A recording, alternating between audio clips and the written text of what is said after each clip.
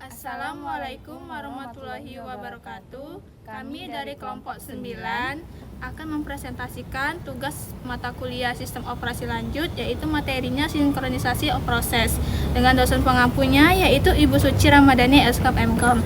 Nah, sebelum lanjut ke video teman-teman, mari kita perkenalkan terlebih dahulu. Yang pertama, nama saya Mayang Heruna dengan NIM 2305102020, dan ada teman saya Sri Nabila Putri dengan NIM 2305102075. Nah, mari kita saksikan video presentasi kita. Nah, sebelum itu, di sini kami ada pembahasan. Di sini kami membahas ada latar belakang, sinkronisasi, race condition, terus ada masalah critical section, ada smart host, dan algoritma backhost. Nah, kita lanjut. Nah, di latar belakang ini, latar belakang sinkronisasi proses dalam sistem operasi adalah untuk mencegah terjadinya ketidakkonsistenan data akibat diakses bersamaan oleh beberapa proses yang sedang berjalan secara konkuren. Pada waktu yang sama, ketika dua atau lebih proses saling berinteraksi dan mengakses data atau sumber daya bersama, resiko terjadinya kondisi balapan atau race condition yang semakin meningkat, yang dapat menyebabkan hasil perhitungan atau data menjadi tidak valid jika tidak ada mekanisme pengendalian yang baik. Nah, di latar belakang ini, seiring berkembangnya teknologi, jadi kebutuhan untuk menangani proses yang berjalan secara bersama, yang kita kenal sebagai proses konkuren, semakin penting. Hal ini terutama berlaku pada sistem operasi yang modern, yang mendukung multitasking dan multiprogramming, di mana banyak proses dapat berjalan pada waktu yang sama. Salah satu tantangan terbesar dalam pengolahan proses tersebut adalah bagaimana kita menjaga agar data tetap konsisten ketika beberapa proses mengakses sumber daya yang sama secara bersamaan. Jika tidak diatur dengan baik, hal ini dapat menyebabkan konflik data, error, atau hasil yang tidak diinginkan. Nah, kita lanjut ke slide berikutnya. Nah, sebelum itu kita harus tahu itu apa? Apa sih sinkronisasi? Nah, sinkronisasi itu jadi dia adalah proses mengatur beberapa proses atau kegiatan supaya bisa berjalan bersamaan. Tujuannya ya supaya kita dapat mengakses atau memanipulasi data yang sama, semuanya punya jumlah data yang konsisten atau sama persis. Jadi kalau kita bayangin tuh kayak misalnya ada beberapa proses yang butuh memakai data yang sama secara bersamaan ya kan. Nah, kalau nggak kita atur, bisa aja tuh prosesnya sudah mengubah datanya. Tapi ada proses lainnya yang belum kita tahu dan tetap pakai data yang lama. Nah, akhirnya datanya tadi jadi berbeda-beda dan mungkin kacau atau bentrok. Nah, jadi dengan sinkronisasi ini, semua proses saling terstruktur, saling bertukar informasi sehingga data yang mereka gunakan tetap aman dan konsisten. Nggak ada yang keduluanan atau ketinggalan. Nah, kita lanjut di sini ada tujuan sinkronisasi. Setelah tahu apa itu tadi sinkronisasi, tujuan utamanya yaitu untuk mencegah terjadinya ketidakcocokan data. Kenapa tidak cocok? Ya, karena beberapa proses yang mengakses data yang sama di waktu yang bersamaan, tapi tanpa pengaturan. Nah, akhirnya suatu proses mungkin sudah mengubah data, tapi proses lainnya belum tahu, dan disitulah data bisa jadi nggak konsisten. Nah, salah satu cara supaya hal tidak terjadi adalah dengan mutual exclusion, yang artinya kalau satu proses lagi memakai atau mengubah data, proses lain harus menunggu dulu sampai selesai. Nah, dengan begitu data tadi tetap aman dan tidak bentrok. Nah, selain itu, sinkronisasi juga bertujuan untuk mengatur urutan jalannya proses supaya semuanya berjalan dengan lancar. Jadi kesimpulannya, sinkronisasi itu adalah menjaga data tetap konsisten dan memastikan proses berjalan tertib tanpa saling mengganggu. Nah, kalau dibuat lebih sederhana, sinkronisasi itu dia seperti sistem antrian, yang artinya supaya semua proses itu dapat giliran dan tidak ada perebutan atau saling rebut-merebut. Di sini ada gambar dari sinkronisasi, ada proses 1, proses 2, dan proses 3, dan ini ada shared resource atau critical section. Kita lanjut ke slide berikutnya. Nah, di sini ada manfaat sinkronisasi. Nah, yang pertama itu untuk menjaga agar data tetap konsisten saat beberapa proses mengakses data yang sama secara bersamaan tanpa sinkronisasi. Nah, data dapat berubah secara tidak teratur dan menyebabkan hasil yang tidak sesuai. Nah, selain itu juga memastikan proses-proses yang berjalan bersamaan tetap teratur sehingga eksekusinya tuh tidak saling tumpang tindih. Nah, sinkronisasi ini juga dia penting untuk mencegah terjadinya race condition, yaitu kondisi ketika beberapa proses memanipulasi data di waktu yang sama, sehingga hasil akhirnya bergantung pada proses yang mana selesai lebih dulu. Dan dengan adanya sinkronisasi ini tadi, sistem dapat berjalan lebih stabil, aman, dan dapat diprediksi. Nah, kita lanjut ke slide berikutnya. Di sini ada apa itu race condition yang akan dijelaskan teman saya, Sri Nabila Putri. Oke, baik, terima kasih. Sekarang kita masuk ke bagian masalah yang terjadi kalau sinkronisasi tidak berjalan dengan baik.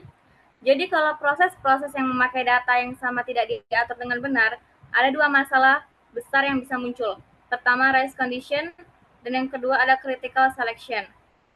Di sini kita masuk ke penjelasan lebih detail, apa itu race condition.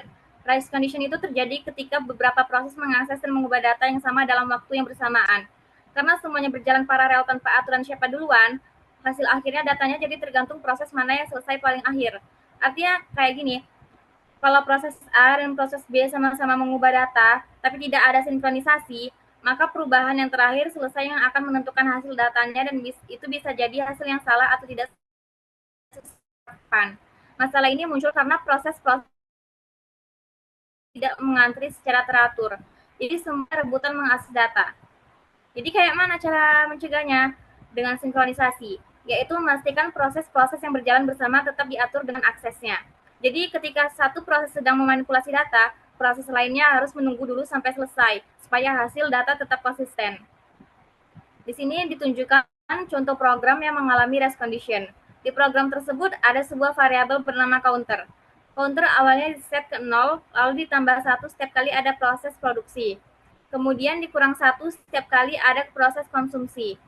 Nah, masalahnya adalah proses produser dan konsumer berjalan bersamaan dan keduanya membaca dan mengubah variabel counter tanpa koordinasi. Jadi posisinya rawan terjadi ketika produser sedang membaca nilai counter, kemudian mau menambahkan 1, dan konsumer juga sedang membaca nilai counter, mau mengurangi 1. Kalau kedua proses itu berjalan tepat pada waktu yang hampir bersamaan, nilai counter bisa berubah secara tidak terkontrol. Hasil akhir bisa salah karena nilai counter yang dibaca oleh kedua proses mungkin bukan nilai terbaru.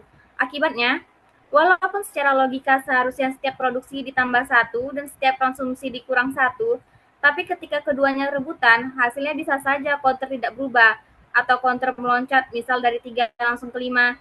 Bahkan, jadi nilai negatif padahal booster kosong. Semua itu terjadi hanya karena tidak ada sinkronisasi. Oke, lanjut. Masuk ke penjelasan detail mengenai apa itu critical section. Gini, anggap aja critical section itu kayak ruang kerja khusus yang cuma boleh dipakai satu orang dalam satu waktu. Biar gantian dan nggak perebutan, ada beberapa tahap yang harus dilewati. Pertama, entry section. Kayak kita ketok pintu, cek dulu apakah ruangan kosong. Kalau udah aman, kita masuk ke critical section. Di sini kita kerja tanpa gangguan, karena cuma kita yang boleh masuk.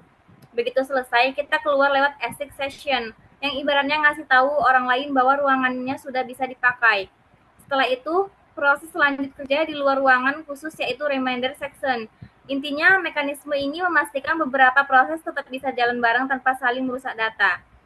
Pada bagian selanjutnya, kita membahas solusi untuk critical section problem. Ada 4 kondisi utama yang harus dipenuhi agar sebuah solusi dapat dikatakan baik. Pertama, tidak boleh ada 2 proses yang masuk ke dalam critical section secara bersamaan. Artinya, hanya satu proses yang boleh mengakses data kritis pada satu waktu agar tidak terjadi konflik.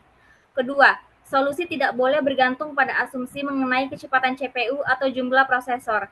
Dengan kata lain, mekanisme sinkronisasi harus tetap berfungsi meskipun hardware berbeda-beda.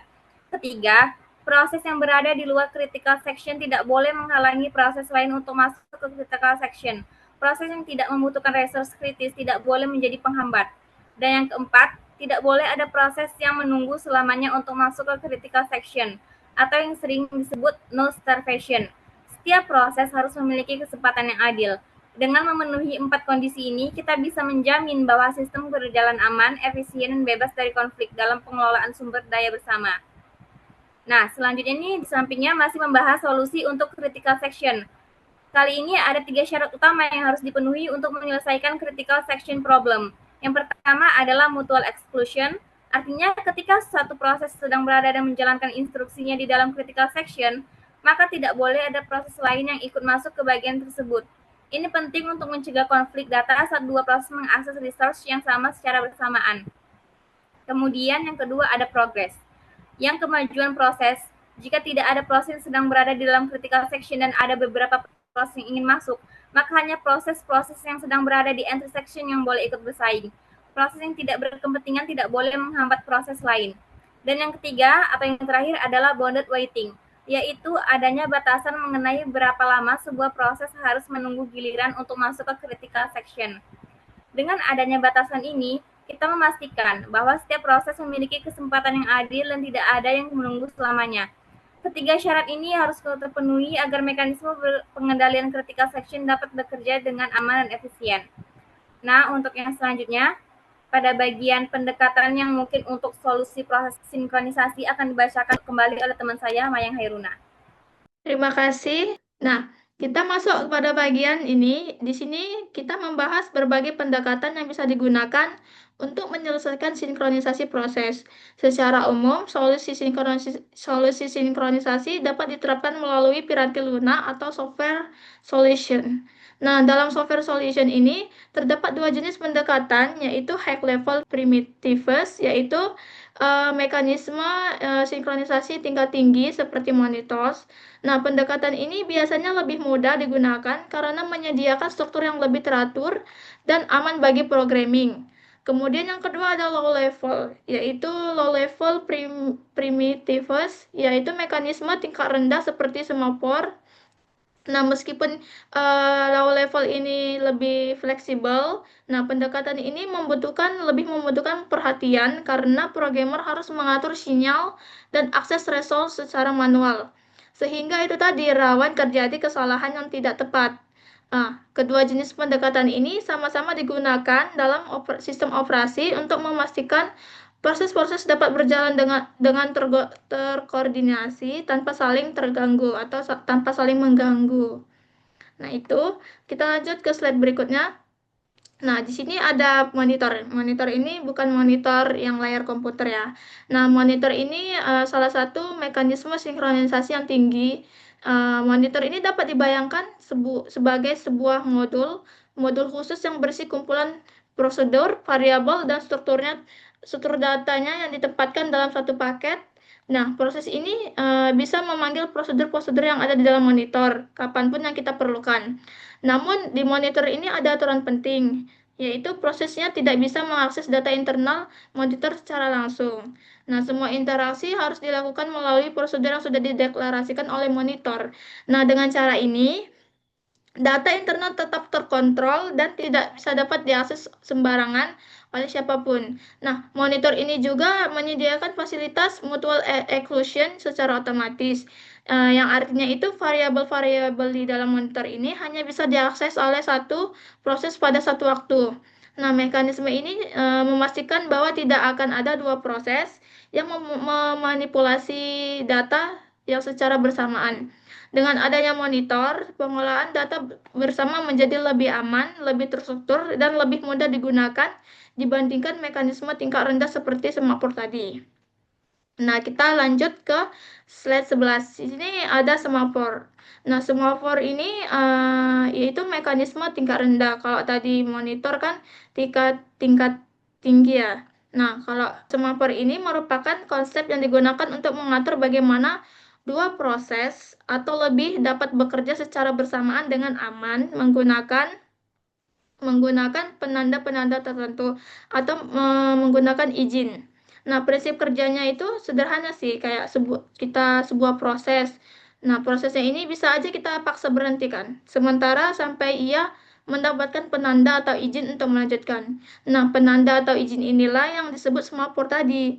Dengan semaphore ini, sistem dapat mengatur proses mana yang lebih berjalan dan mana yang lebih harus menunggu, sehingga tidak ada terjadinya konflik ketika kita mengakses resource secara bersamaan.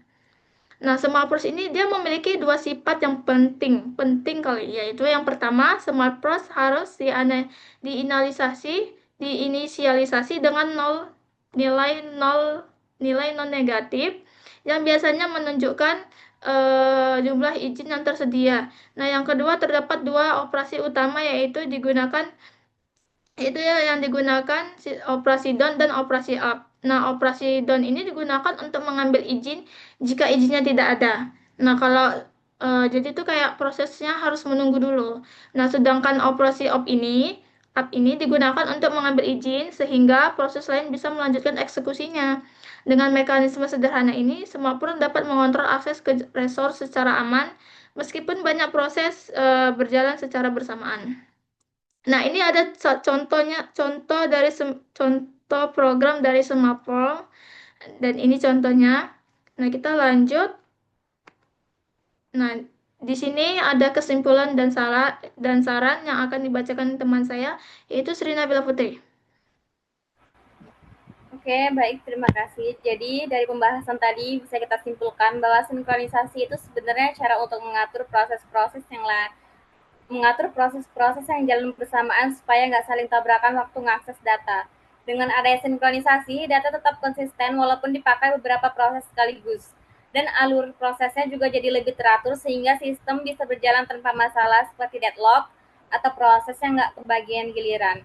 Nah, untuk saran, kalau kita menghadapi masalah sinkronisasi, hal pertama yang harus kita lakukan adalah mencari tahu dulu penyebab masalahnya.